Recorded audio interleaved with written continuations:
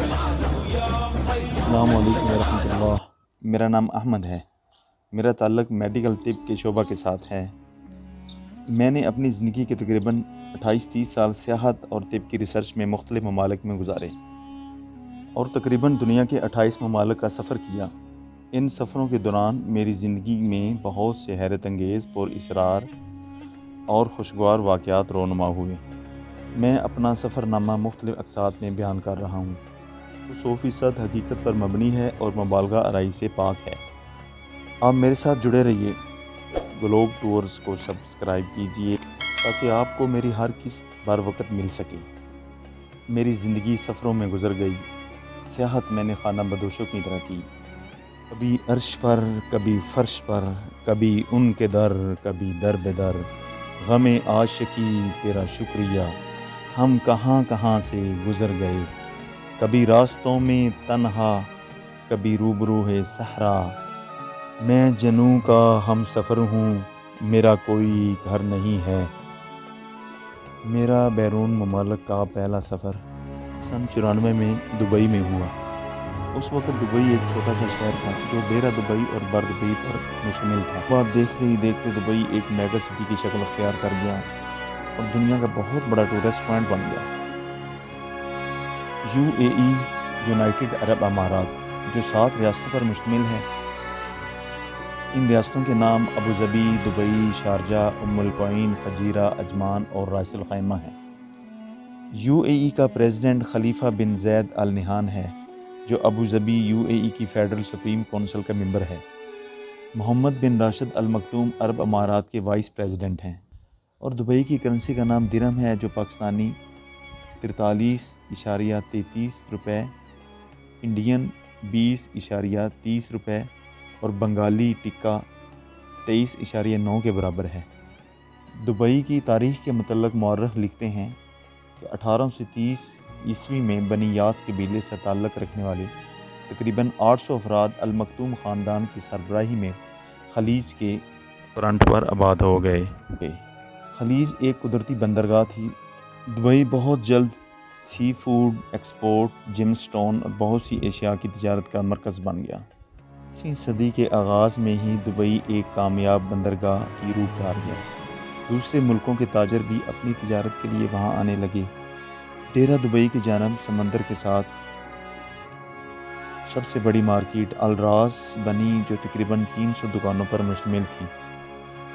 1930 میں دبئی کی آبادی تقریباً 30,000 تھی، جس میں چوتھائی حصہ بیرون ممالک کے تاجر اور محنت کش افراد کا تھا۔ دبئی کے مرحوم امیر شیخ رشید بن سعید ال مکتوم نے دبئی کو ایک بڑے ایکسپورٹ زون میں تبدیل کر دیا۔ 1994 میں دبئی کے امیر تیل کی دریافت کے بعد دبئی کی آمدنی کو دبئی کی تعمیر و ترقی میں خرچ کرنے لگ گئے۔ دبئی کے ایئرپورٹ کو تعمیر کیا اور نئے ٹرمینل بنائے، بندرگاہ کو تعمیر کیا۔ آج دبئی کا ایئرپورٹ دنیا کے 10 بڑے ایئرپورٹ میں شامل ہے۔ 2017 میں دبئی کے ایئرپورٹ سے تقریباً دنیا کے 8.5 کروڑ افراد نے سفر کیا۔ دنیا میں سب سے بڑی بندرگاہ جو انسانی ہاتھوں سے بنائی گئی ہے وہ دبئی کی بندرگاہ ہے، اور بندرگاہ کے قریب فری زون بھی بنایا گیا، اور آج دبئی مصر سے لے کر پاک و ہند، بر صغیر، جنوبی افریقہ، بلکہ پوری دنیا کا سب سے بڑا تجارتی اور سیاحتی مرکز بن گیا۔ 1970 میں شیخ زید بن سلطان آل نہیان کی زیر سرپرستی، اس کی سربراہی میں 7 ریاستوں کو ملا کر متحدہ عرب امارات بنائی گئی، جو دنیا کی امیر ترین ممالک میں سے ایک ہے، جس کا سالانہ GDP 17,000 امریکی ڈالر سے بھی تجاوز کر گیا ہے۔ دبئی کی ثقافت اور روایات مکمل اسلامی اور اماراتی ہیں، لیکن تارکین وطن کو اپنی مکمل مذہبی آزادی حاصل ہے۔ ہر مذاہب کے انسان اپنی مرضی سے اپنی مذہبی روایات پر عمل کر سکتے ہیں۔ دبئی میں خواتین کو مکمل حقوق حاصل ہیں۔ دبئی کے حاکم اپنی اماراتی ثقافت کو بھی محفوظ رکھے ہوئے ہیں۔ دبئی میں اردو، انگلش، عربی زبان بولی جاتی اور سمجھی جاتی ہے۔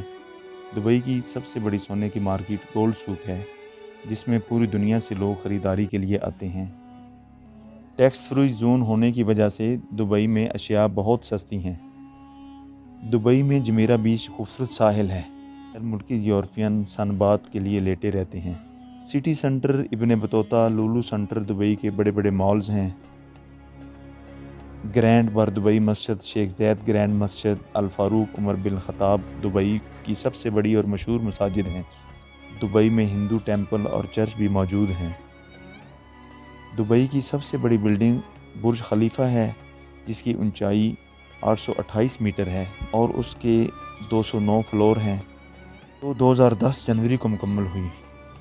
बुर्ज खलीफा में hotels, shopping malls, residency, apartments और दफातर हैं। दुबई में बुलंदोबाला इमारत, खूबसूरत होटल्स, शॉपिंग मॉल्स, दिलफरेब साहिल, अंदरून शहर, transport system, metro train, metro bus, खूबसूरत स्विमिंग पूल और दुनिया की हर बड़ी चीज़ मौजूद है। जून, जुलाई, अगस्त को दुबई का मौसम बहुत ज़्यादा गर्म होता है और चेहरे को झुलसा देने वाली गर्मी बहुत ज़्यादा होती है, जो तकरीबन टेम्परेचर 50 सेंटीग्रेड तक पहुंच जाता है। लेकिन गाड़ियों में और बिल्डिंग्स, मार्केट और शॉपिंग मॉल्स में और अपार्टमेंट्स में एसी की होने की वजह से इसका एहसास नहीं होता। तहफ़्फ़ुज़ और सिक्योरिटी के एतबार से दुबई दुनिया का महफूज तरीन मुल्क है। 2005 में मेरे वहाँ होते हुए एक वाक़या पेश आया कि अलबर्रा में मेरी रिहाइश के करीब एक गली के अंदर एक मलवाड़ी नौजवान 88 लाख के कार्ड लेके जा रहा था, जिसकी मालियत हज़ारों दिरहम के करीब थी। उस अकेले नौजवान को चंद कालों ने पकड़ लिया जो अफ्रीकी थे, और उन्होंने पकड़कर उसको तशद्दुद का निशाना बनाया और उससे जो 88 लाख टेलीफोन के कार्ड थे वो भी लूट लिए और पैसे भी छीन लिए। इस वाक़े को तकरीबन 3 घंटे नहीं गुजरे थे, वहाँ की सिक्योरिटी और पुलिस ने उन कालों को पकड़ लिया और अरेस्ट कर लिया। इसलिए दुबई सिक्योरिटी के एतबार से दुनिया का महफूज तरीन मुल्क है। 1996 में मेरा क़याम दुबई में 14 दिन का था। इसके बाद 20 मरतबा दुबई जाने का इत्तेफाक हुआ।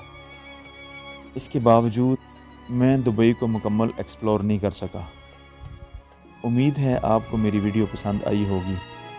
आपसे रिक्वेस्ट है कि आप मेरे चैनल ग्लोब टूर को सब्सक्राइब कीजिए, लाइक कीजिए और बेल के बटन को प्रेस कीजिए और अपने दोस्तों के ग्रुप में शेयर कीजिए, ताकि बर वक्त आपको मेरी हर किस्त, नई वीडियो और नए मुल्क की रूदादे सफ़र आपको जल्दी मिल सके।